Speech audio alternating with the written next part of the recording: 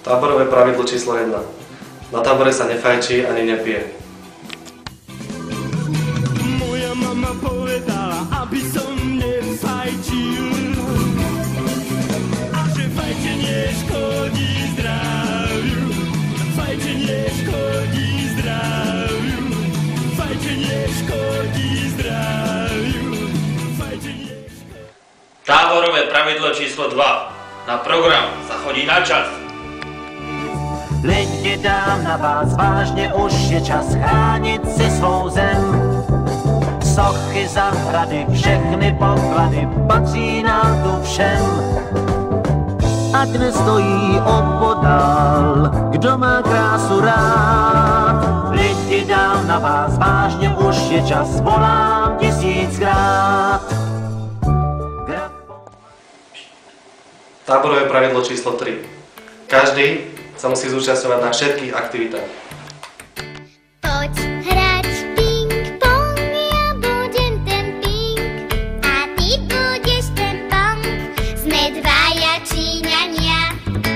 Poď hrať ping-pong, pingať slovíčka, čo ako loptička. Míša, volá ti mama. Mami, teraz nemôžem. Počkaj. Táborové pravidlo číslo 4. Na programe sa nepoužíva mobil.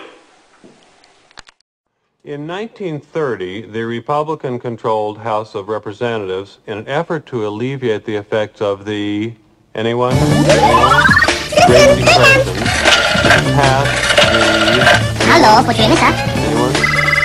Tariff bill, To bude asi on. Táborové pravidlo číslo 5. Po večierke sú návštevy na izbách opačného pohlavia zakázané.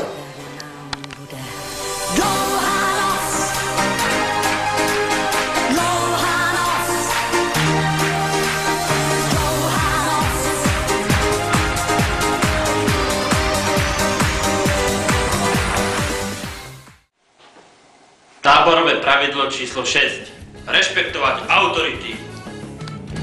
My už to tak máme, když nechcem, tak nic neděláme. Práce nám neuteče, budem dělat, až když domov teče. Smakáčem do práce nejde po lehce, protože nás zastává, vstávat se mu nechce. Dělat bude, až když lahváče dá. Táborové pravidlo číslo 7. Stáva sa na čas.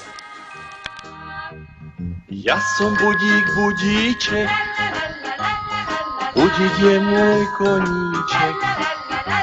Stretol som sa náhodou, ja s takouto príhodou.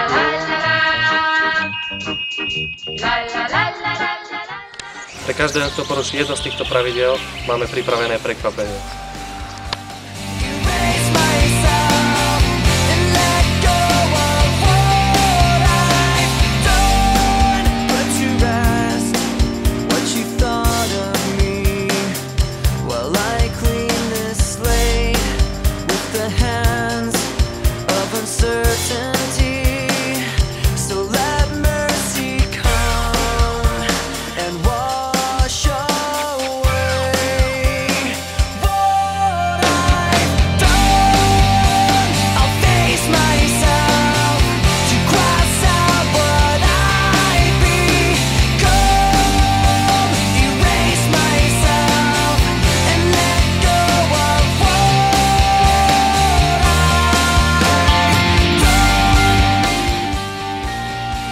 Táborové pravidlo číslo 5.